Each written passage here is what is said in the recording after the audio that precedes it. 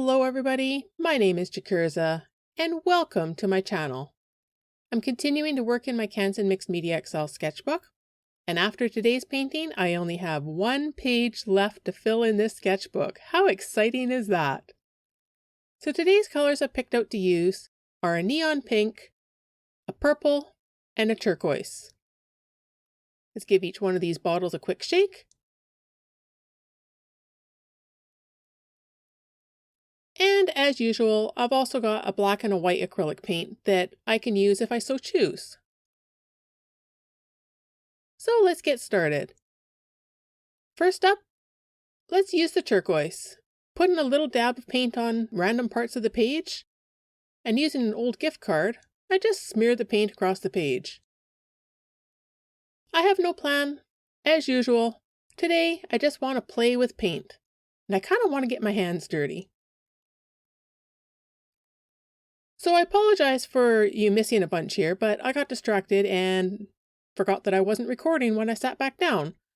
So all you missed was me basically doing this, putting some paint on the page, smearing it around with my fingers, and drying it in between to make sure I wasn't going to create mud. And cleaning my hands off because I got paint all over them every single time between each one of the colors. But I had a lot of fun. So now that I've got getting my hands dirty out of my system, let's go for a cleaner approach. Using this piece of a makeup sponge and the neon pink acrylic paint, I want to intensify that neon pink that is on the paper. So I just dab it into the paint and dab it onto the paper. And I'm going to use this same piece of sponge for this whole painting. So to do that, I make sure that I clean it in between when I switch the colors. So I just immerse it in a bucket of water, squeezing it while it's underneath the water. And when I see that all the color is out of the sponge, then it's ready. I just squeeze the extra water out of the sponge, and it's ready for the next color. And speaking of the next color, let's use the purple next. Again, using the same technique, dabbing the sponge into the paint and just smearing it across the paper, dabbing it. Sometimes I'm dabbing it, sometimes I'm smearing it, just being completely random. You see, once again, if you've seen any of my other videos, I don't have a plan. I just pick out some colors at the start, colors that I feel like using, and see where it takes me. And right now, it's taking me to a pretty hot mess on this paper. Let's give it a quick dry and move forward with adding some more paint. Because why not? I mean, how bad can this get, right?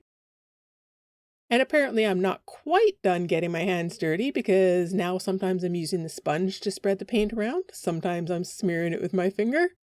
I'm just playing. I feel like a little kid when I'm painting. And maybe that's why I have so much fun painting, is because I don't have a plan. I don't have any expectations.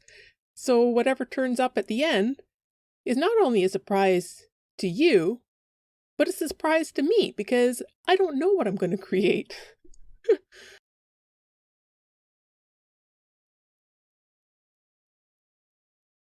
The paint is getting a little bit thin in some of those spots, so I end up having to add a little bit more.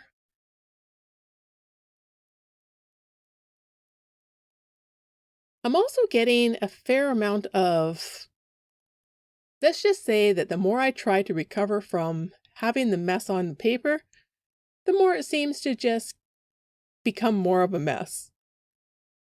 So let's just finish up this last section with the turquoise. Clean out the sponge so it's ready for the next part, which at this point I don't know what it is.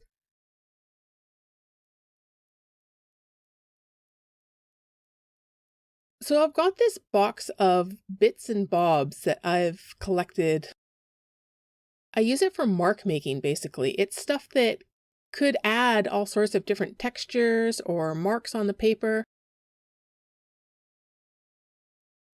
So I picked out a couple of little pieces of things here that I thought maybe I might use on this page.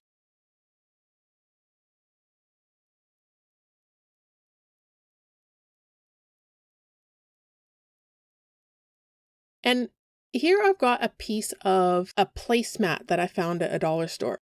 I think it was some sort of a flower or something like that, but I just cut off this one section because I really liked the pattern on it. So I'm debating if I wanted to use black there. In the end, I decided I don't want to use black just yet. So instead, I decided to use this piece of placemat and the makeup sponge and the purple acrylic paint to try to just build up that background a little bit more using the colors that we've already got on the paper. And just adding that one little bit of purple with those marks really changes the whole feel of the page already. So cleaning out the sponge, let's use the white. Now this is a sink drain. I picked it up at the dollar store. I thought that it would make really good polka dots type of texture marks on paper. And look, it works fantastic. So don't be afraid to think outside of the box. You don't necessarily have to use actual store-bought stencils. You can use lots of other things. Maybe even stuff that you already have in your house. Clean out the sponge again. Now let's add some of that teal. Using this piece of plastic mesh, I just dip my finger into the paint, smear it onto the plastic mesh, and dab it onto the paper, almost like a stamp.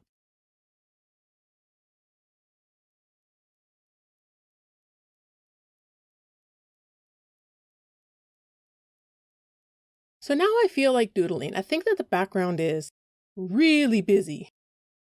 So now is a good time for me to use my black acrylic paint pen, because now I just feel like doodling. So I started off with a big swoopy swirl with a bobble on the end of it, and then felt like doing these almost like broken flower patterns. Almost like as if it's a stencil, but drawing it freehand. And then I felt like I wanted to do a butterfly up top, using really simple shapes. Let's add another flower here.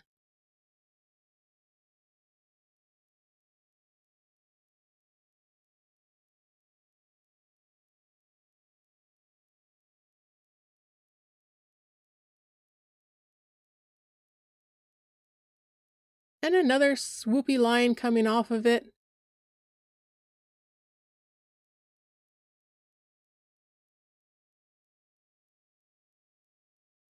Just trying to connect them all, trying to make it, I don't know, I didn't really have a plan. I was just like, oh, let's do a line here, let's do a swoop here, let's add another little flower silhouette here.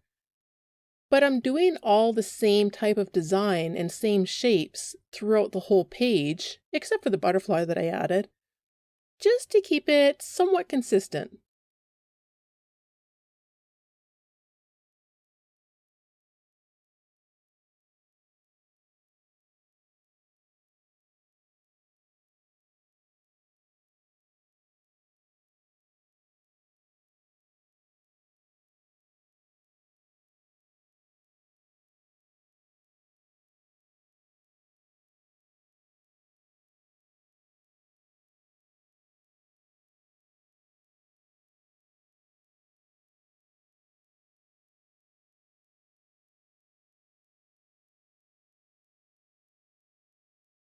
Okay, so now the center of the page is looking pretty busy, and I'm not sure that I can really fit much more in there without overdoing it.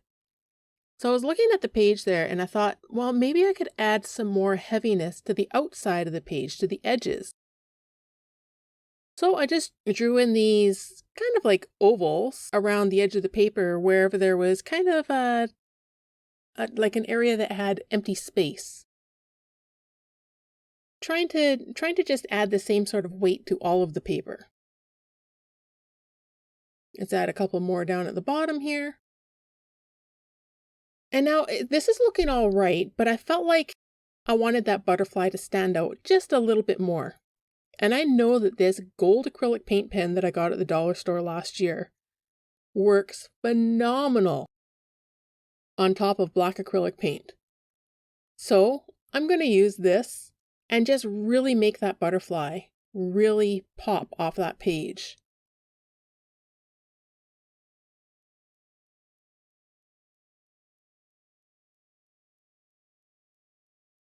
So now that I've got the butterfly popping off the page, now the flowers felt like as if they needed a little bit more work. So using this white gel pen, I just outline each one of the petals of each one of these flowers with the white gel pen.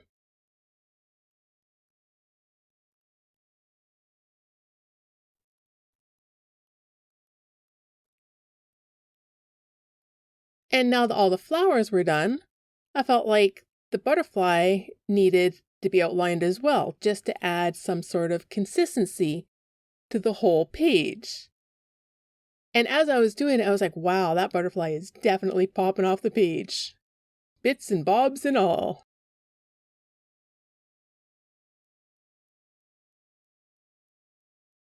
Then after that, I was like, okay, well, now the butterfly is just the only thing that's gold. And gold always makes everything better, so let's add some more gold to the page. So I did the centers of each one of the flowers in gold and added some gold dots to those black ovals on or all around the edge of the page.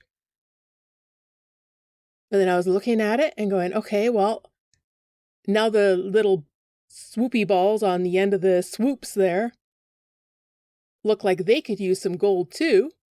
So let's add some gold to those, and now we're done. Oh, hold on. I missed one little dot there. Now we're done. Let's pull that tape off and see what we've got. And there we go. It went from me wanting to just play with paint and do finger painting to a fantastic page with a butterfly and flowers. Who knew? Thank you very much for watching, and we'll see you next time.